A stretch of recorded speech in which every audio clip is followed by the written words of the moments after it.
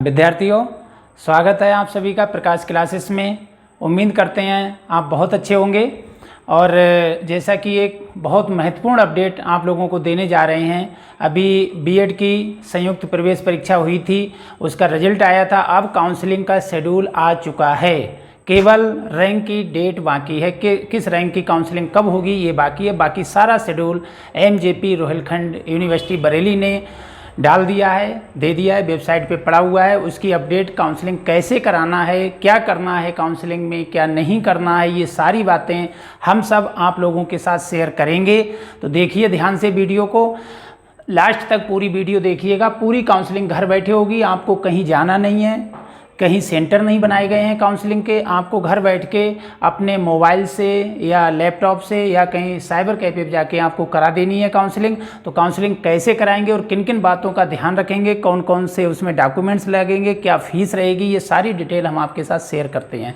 तो देखिए, ये जो आपका बीएड का संयुक्त प्रवेश परीक्षा 2022-24 में रोहिलखंड एमजेपी रोहिलखंड विश्वविद्यालय बरेली ने कराई थी। तो अब जो काउंसलिंग की गाइडलाइन जारी की, वो गाइडलाइन क्या है, हम इस पर बात करते हैं। तो काउंसलिंग के इन्होंने टोटल राउंड बनाए हैं 4। हमारी काउंसलिंग जो है 4 राउंड में होंगी। कौन कौन से राउंड हैं? इसमें पहला जो चक्र है वो है मुख्य काउंसलिंग का। मुख्य काउंसलिंग हमारी जो होगी वो 4 फेस में होगी। ये राउंड अलग हैं और फेस अलग हैं, तो 4 राउंड होंगे। उसमें पहला जो राउंड है मुख्य काउंसलिंग का है, इसमें 4 फेस होंगे। अब इसमें देखो पहला फेस क्या होगा। पहले फेस में हमारी जो जिन बच्चों की रैंक आई, अभी लखनऊ यूनिवर्सिटी ने 2 बार काउंसलिंग कराई है, तो उसमें पहली बार में लिए थे जिनकी रैंक 50,000 तक है, वो बच्चे शामिल किए गए थे फेस फर्स्ट में। दूसरी बार में उन्होंने बढ़ा के कर दिया था 75,000। अब ये रोहिलखंड यूनिवर्सिटी ने अभी इसकी डेट क्लियर नहीं की है कि काउंसलिंग की जो डेट क्लियर की है वो 30 सितंबर क्लियर कर दी है। तो 30 सितंबर 2022 को हमारी जो काउंसलिंग शुरू होगी वो फेज़ फर्स्ट की ही काउंसलिंग शुरू होगी। लेकिन इसमें किस रैंक के बच्चे बुलाए जाएंगे ये भी क्लियर नहीं किया। जैसे ही अपडेट आता है हमारा चैनल आपको अपडेट कर देगा। लगातार चैनल पे बने रहने के लिए चैनल को सब्सक्राइब जरूर कर लीजिएगा। अब यहाँ पर क्या है कि 30 सितंबर 2022 से हमारी काउंसलिंग शुरू होगी, उसका फेज़ फर्स्ट शुरू होगा। लेकिन उसमें किस रैंक के बच्चे बुलाए जाएंगे ये भी क्लियर नहीं किया। राउंड क्लियर किया है कि 30 सितंबर से, और ये हमारा 9 अक्टूबर तक चलेगा। 9 अक्टूबर तक चलेगा हमारा फेज़ फर्स्ट। जो हमारा फेज़ सेकंड होगा वो शुरू होगा हमारा 10 अक्टूबर से।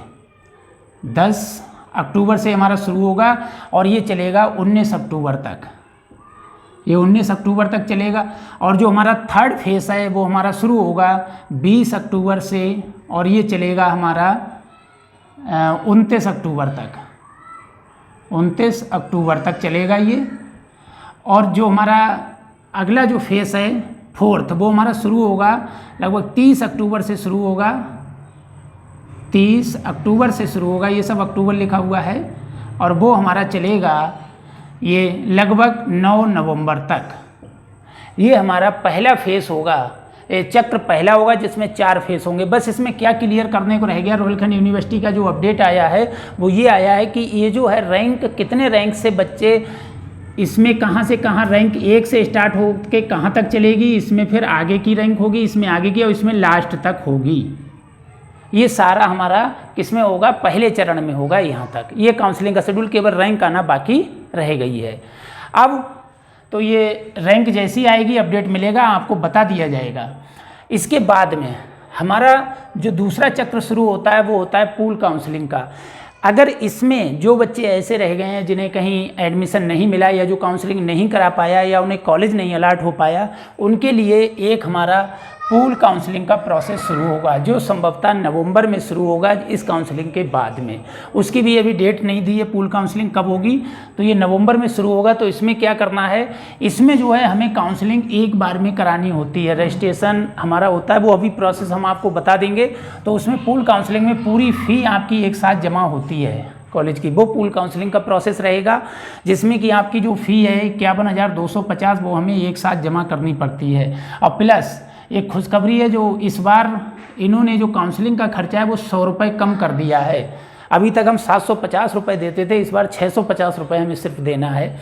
तो ये पूल काउंसलिंग होगी जो कि आपके दूसरे चक्र में आएगी। तीसरा चक्र क्या है, आपका डायरेक्ट एडमिशन का है।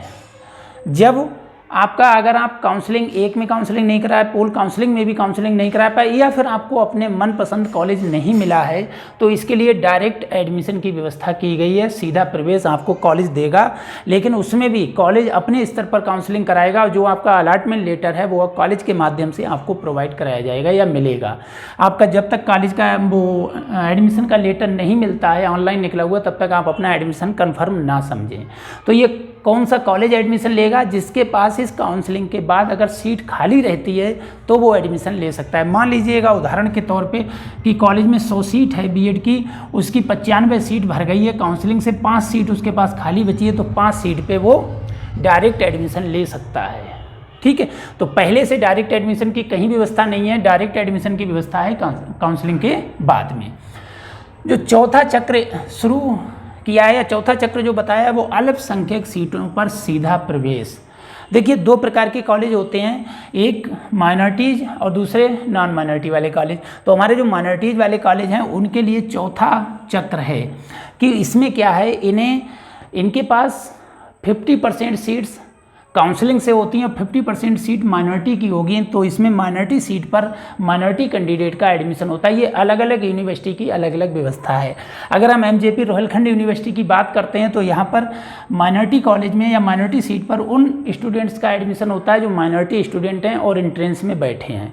कुछ बच्चों के फ़ोन हमारे पास आते हैं या हमें कमेंट करके बताते हैं कि सर हमने एंट्रेंस नहीं दिया तो हमारा क्या एडमिशन हो सकता है?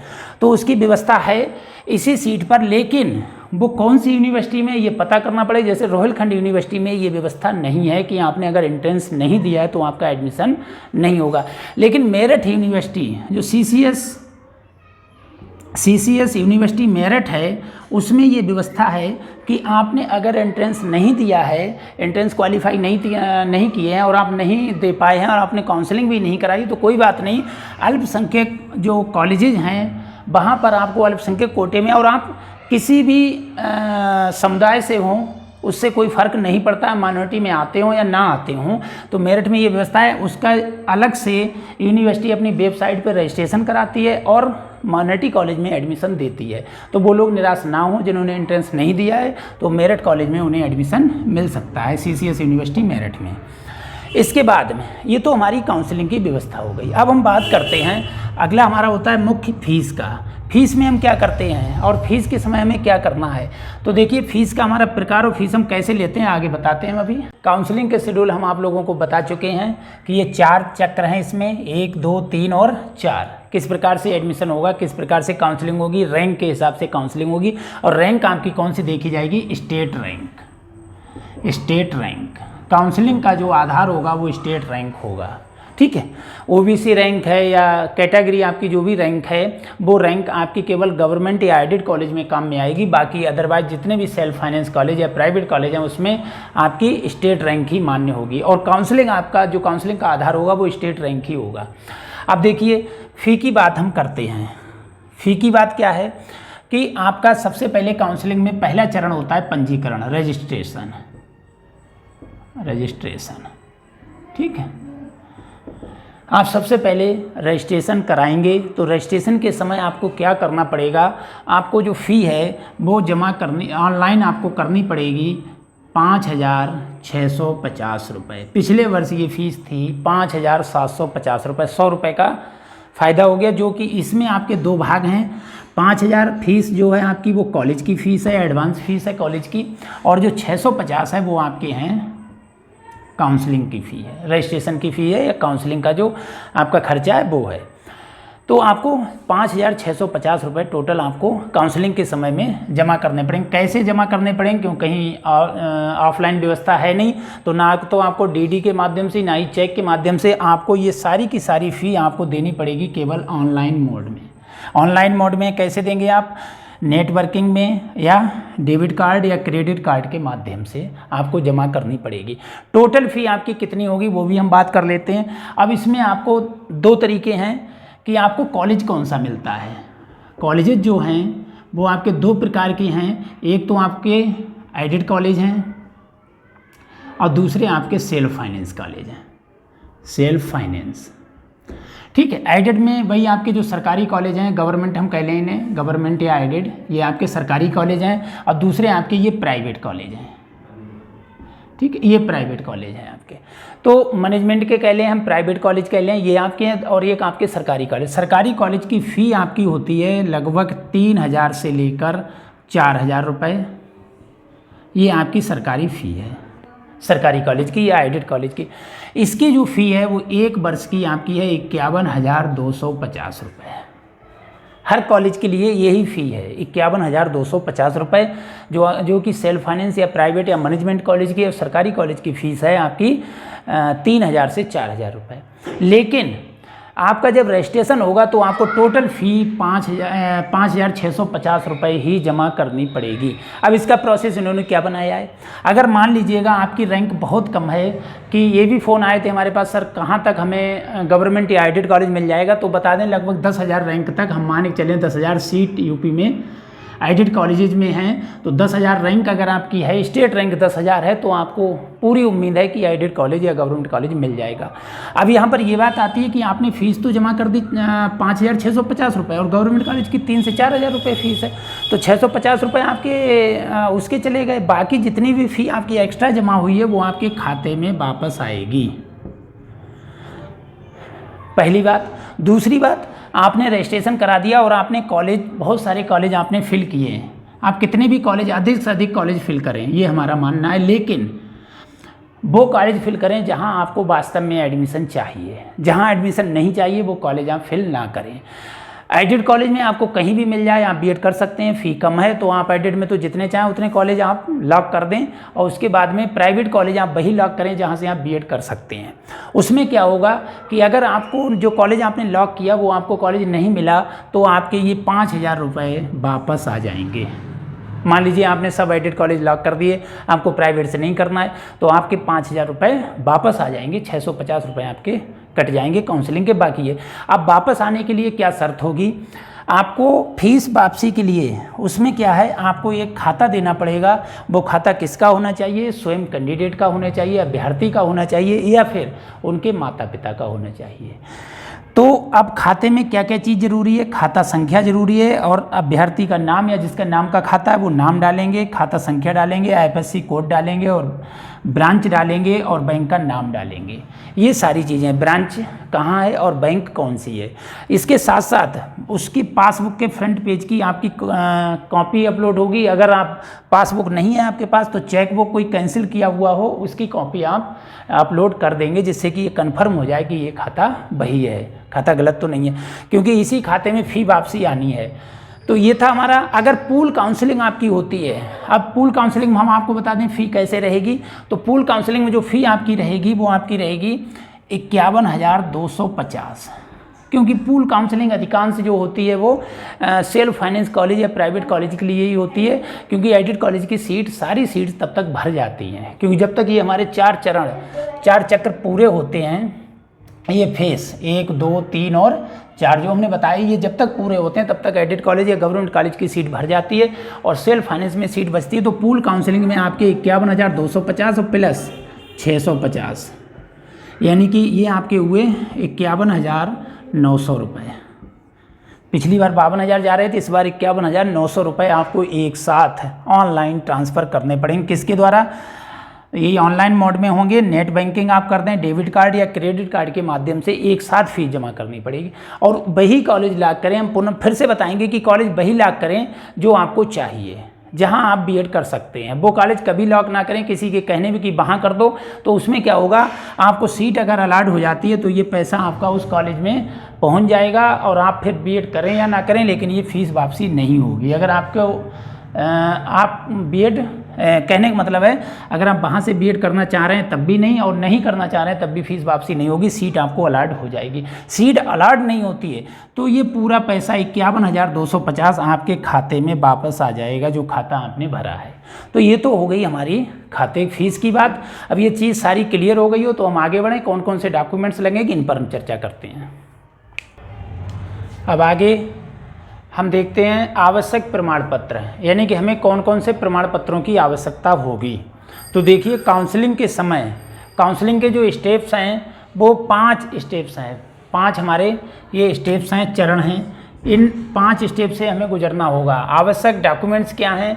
तो इसमें एक तो बीएड संयुक्त प्रवेश परीक्षा जो आपकी हुई है उसका जो रिजल्ट आया है उसकी अंक तालिका आपको अपलोड करनी होगी। उसे स्कैन करके अपलोड करना होगा।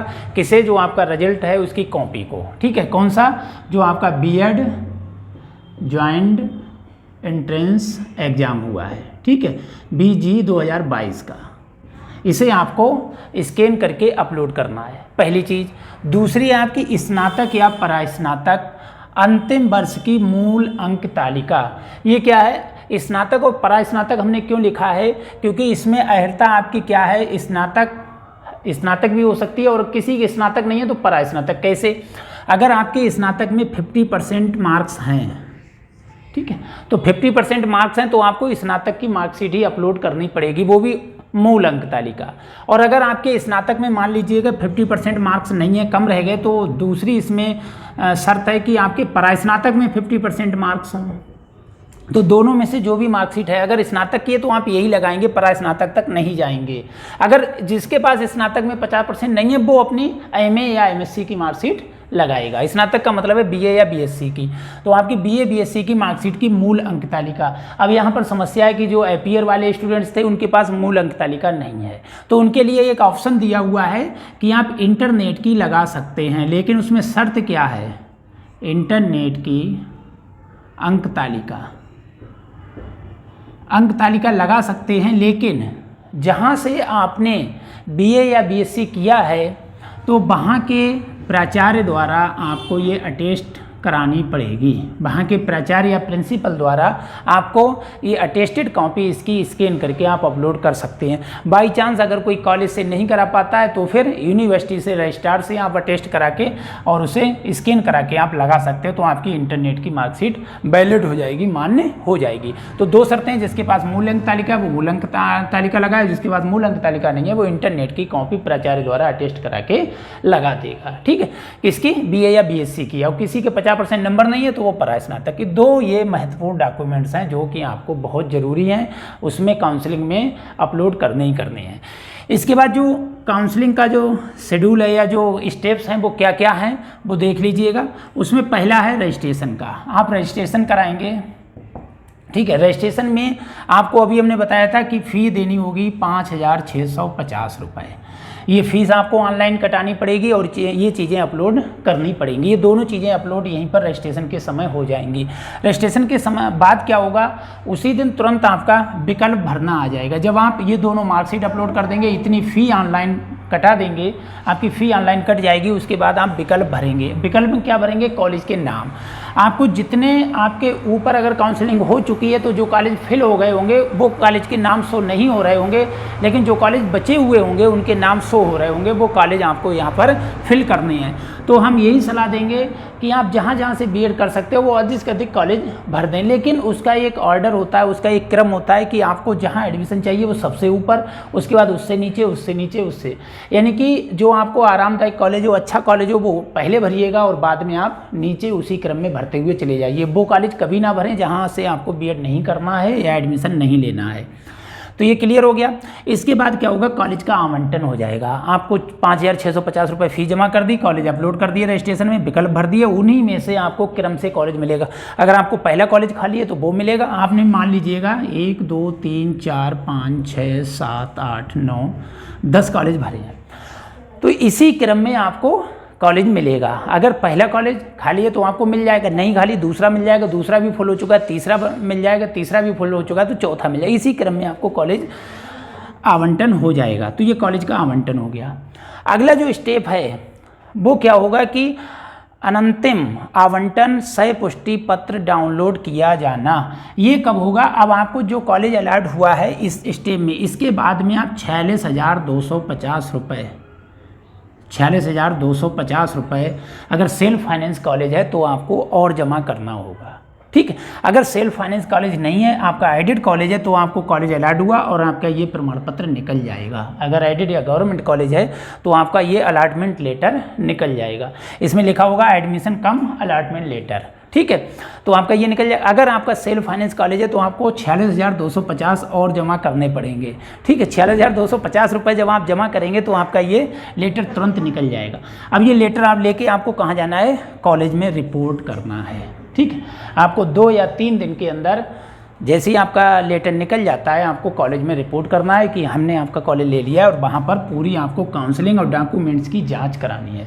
कौन कौन से डॉक्यूमेंट्स होंगे, हमने जो ये 2 अपलोड किए ये डॉक्यूमेंट्स, इसके अलावा कोई भारांक का अगर डॉक्यूमेंट्स आपने अपलोड किया है, भारांक का मतलब जैसे आपके पास एनसीसी है, एनएसएस है, स्काउट गाइड है, या और कोई है आपके पास सर्टिफिकेट है जो आपने अपलोड किया है, तो वो तो 2 डॉक्यूमेंट्स आपके ये हो गए। इसके अलावा कोई भारांक वाला वेटेज जिससे मिलता है आपको, तो वेटेज वाला डॉक्यूमेंट्स वो होगा आपका पास। ईडब्ल्यूएस का कैंडिडेट है तो ईडब्ल्यूएस होगा, ठीक है। और इसके बाद में तीसरा आपका ये आपका चौथा हो गया, तीसरा हो गया, सॉरी 2 डॉक्यूमेंट्स ये हो गए। एक आपकी अंक तालिका बीएड एंट्रेंस की और एक अंक तालिका यूजी और पीजी की। इसके अलावा आपका तीसरा हो गया भारांक का, चौथा हो गया आपका हाई स्कूल 10th प्रमाण पत्र और 12th प्रमाण पत्र, स्नातक का आ ही गया आपका। इसके अलावा आपका कोई एक सरकार द्वारा आईडी जैसे आधार कार्ड, और इसके अलावा आपका अगला आएगा 7 जो आपने बीएड एंट्रेंस में जो फॉर्म भरा था वो फॉर्म की कॉपी, प्रीवियस फॉर्म, उसकी कॉपी आपको ले जानी पड़ेगी। इसके अलावा स्कोर कार्ड हो ही गया अभी, ये आपका स्कोर कार्ड ही है, रैंक लेटर, ये इतने डॉक्यूमेंट्स लेके आपको कॉलेज जाना है। तो ये सारी चीज़ें आपको काउंसलिंग से संबंधित थी जो बता के दी गई हैं। जैसे ही आपका शेड्यूल आता है, शेड्यूल का मतलब ये शेड्यूल आ चुका है, इसके अलावा जो आपका रैंक आती है, रैंक का जो शेड्यूल आता है निकल गई कि किस रैंक की काउंसलिंग किस डेट में होगी, आपको अपडेट तुरंत दिया जाएगा। आप चैनल से जुड़े रहिएगा, और अगर सब्सक्राइब नहीं किया अभी तक तो सब्सक्राइब कर लीजिएगा। धन्यवाद।